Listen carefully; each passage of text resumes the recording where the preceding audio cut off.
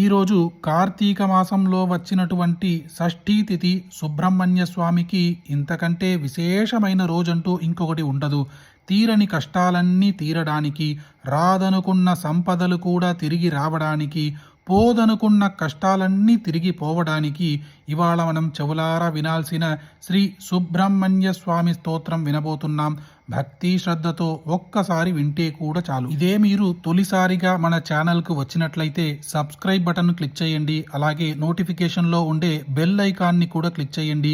అలాగైతే ప్రతిరోజు మనం పోస్ట్ చేసే వీడియోలు మీ చెంతకే చేరుతాయి. ఓం కార్తికేయో మహాసేనః శివపుత్రో వరప్రదః శ్రీవల్లీదేవసేనేశో గజవక్త్రానుజస్తథా మయూరవాహనో భక్త మోక్షదః కుక్కుటధ్వజః తారకాసురసంహర్త షట్వక్త్రశక్తిధారకः ద్వాదశైతాని నామాని కార్తికేయస్య యః పఠేత్ సర్వదా భక్తిమాన్ రక్షాం ప్రాప్నోత్యభిమహాబలం. షణ్ముఖం పార్వతీపుత్రం క్రౌంచశైలవిమర్ధనం దేవసేనాపతిం దేవం స్కందం వందే శివాత్మజం తారకాసురహంతారం మయూరాసన సంస్థితం శక్తిపాణిం చ దేవేశం స్కందం వందే శివాత్మజం విశ్వేశ్వరప్రియం దేవం విశ్వేశ్వరతనూద్భవం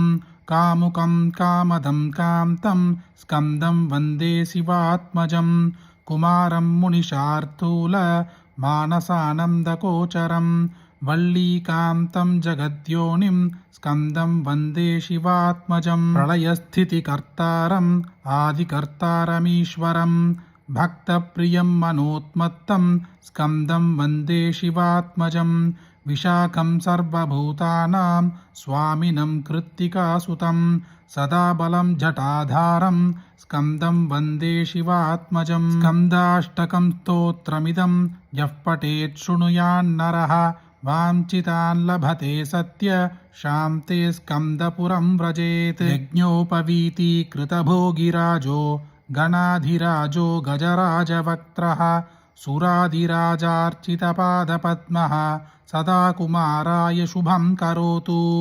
విధాతృపద్మాక్షమహోక్షవాహాః సరస్వతీ శ్రీగిరిజాసమేధాః ఆయుశ్రియం భూమిమనంతరూపం భద్రం కుమారాయ శుభం దిశంతు మాసాశ్చ పక్షాశ్చ దినాని తారాః రాశిశ్చ యోగాః కరణాని సమ్యక్ గ్రహాశ్చ సర్వే తిథిజాః సమస్తాః శ్రియం కుమారాయ శుభం దిశంతు ఋతుర్వసन्तः సురభిः సుధా చ వాయుస్తథా దక్షిణనామధేయः పుష్పాణి శశ్వత్సురభీని కామः శ్రియం కుమారాయ శుభం కరోతు భానుస్త్రిలోకీ తిలకోమలాత్మా కస్తూరికాలంకృతవామభాగः పంబాసరశ్చైవ చ సాగరశ్చ శ్రియం కుమారాయ శుభం కరోతు భాస్వత్సుధారోచి కిరీటభూషా కీర్త్యా సమం శుభ్రసుగాత్రశోభా సరస్వతీ సర్వజనాభివంద్య